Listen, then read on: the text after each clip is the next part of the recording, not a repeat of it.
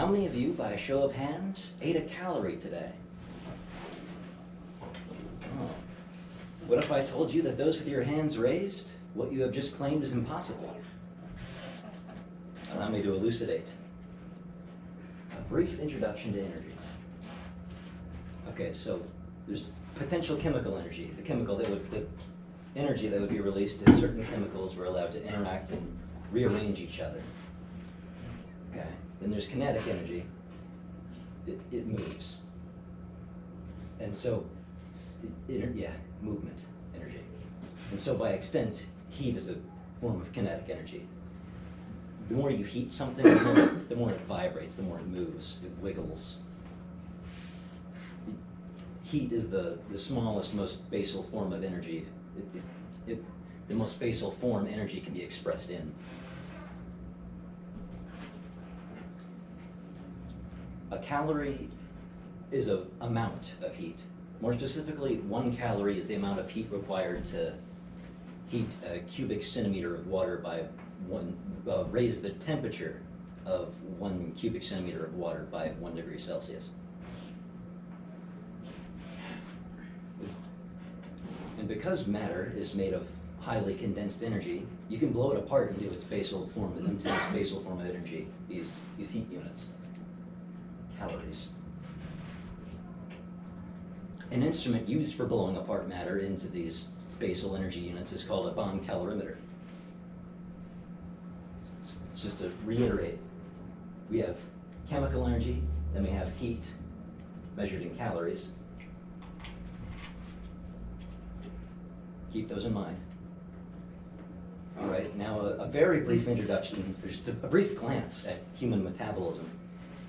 You eat chemicals in the form of food. You digest those chemicals so you can make reactions with them. You use their chemical energy to force an ADP and a PI together to make an ATP. ATP is very high energy. You can break that apart to power all of your metabolic processes. Metabolic processes being any cellular function. I'm using thousands of ATPs right now. I'm breaking them apart to do all of this.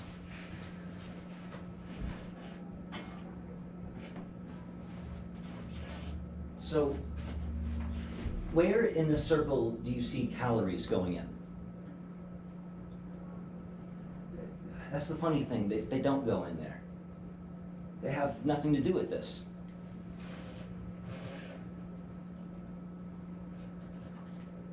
See, okay. The amount of calories a bomb calorimeter can extract from this mass of food has about as much to do with a human as the amount of calories a nuclear reactor can extract from a gram of plutonium. We don't do either of these things. We don't work like that. We're animals. In regards to energy usable for metabolic processes, these numbers mean nothing to us. Are you persuaded yet? If not, that's fine. We can compromise. Let's, for a moment, pretend you are a combustion engine. You yield kinetic energy by blowing up molecules. Even in this ridiculous hypothetical scenario where you can use calories, there is no possible way for you to measure your calorie input. You would have to, okay, so first there's the input problem. You would have to combust and measure the calories in your food before you ate it. But then you can't eat it because you blew it up.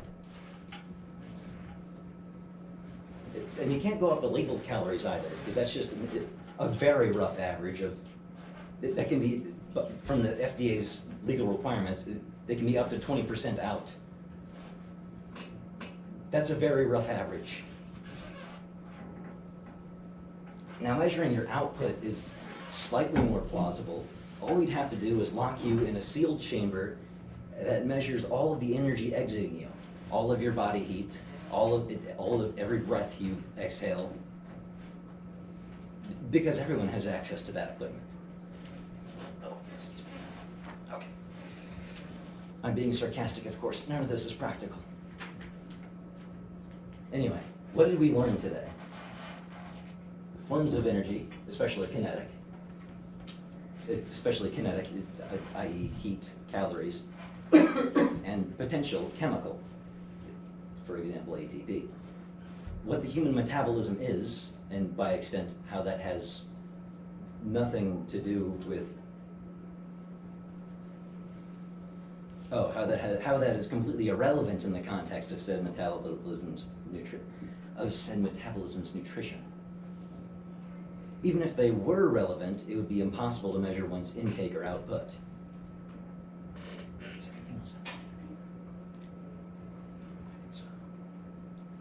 At this point, people often ask, what do we use instead? And with all of the factors that go into every individual at different times of day, on different days, at different times of day, your requirements and your output is going to be so variable. I don't think there's a one-size-fit-all metric that we could use to like standardize how much energy is this product going to give you. It's going to vary by person. If there is a uniform number we can put on products, I don't know what it is, but calories are nowhere coming close to meeting that mark. And with that, I'll leave you with this. The next time someone asks you, how many calories did you eat? I hope you can now give them the only correct answer you can give them, 0. Thank you.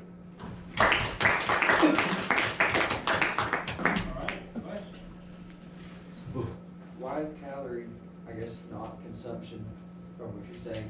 Why is that something that we put such a strong label on if we can't really consume them? I think we just needed something to measure stuff in, and without thinking about it, we went, yeah, that has energy. That's the amount of energy. It drives me wild when people don't think, like, we were in biology class, we were blowing up Doritos or marshmallows. And at no point did anyone consider, oh yeah, that's what I do inside of me. No. I hope that answered your question. Yeah. Oh. So when someone goes on a diet and they say they're counting their calories, are they just counting heat, or what exactly? They're not really counting anything. Their consumption of calories has not gone up or down because it's still 0. There are calories associated with those things. If they blew them up, they could observe what those are, but they don't do that inside them, so that number means nothing to them. So, it's proven that if you are on a lower calorie diet, that you lose weight. So, if the net calorie intake is 0, why does it matter if you're on a low calorie diet? You can still lose weight. Well, typically, food things are going to weigh less. They're going to be smaller. So yeah, you're not going to yield as much from it. And so that's also going to be associated with a smaller amount of calories contained in that thing, but also smaller amount of everything else. You could probably easily associate it with the same number of, it has less carbons. So maybe just do carbon counting. That's what I was going to ask. Okay. What would be a better measurement? So it would be counting, would that be it? No, probably not. Probably like what? It's a tough topic. I like That- it. I just yeah. want to know. So the questions are kind of getting at. That's why I mentioned that at the end. It's what do we? Is there really a number we can put on stuff? I guess maybe we could make it like a standard, like how things are usually. Maybe we could do like eggs or something. This is like a couple eggs worth of energy. So you get a baseline food. I was gonna do milk, but a lot of people are allergic to milk, so they don't. I'm not a lot of people have like that frame of reference. But I feel like most people have had an egg. Maybe that would work. Okay. Yeah. Good.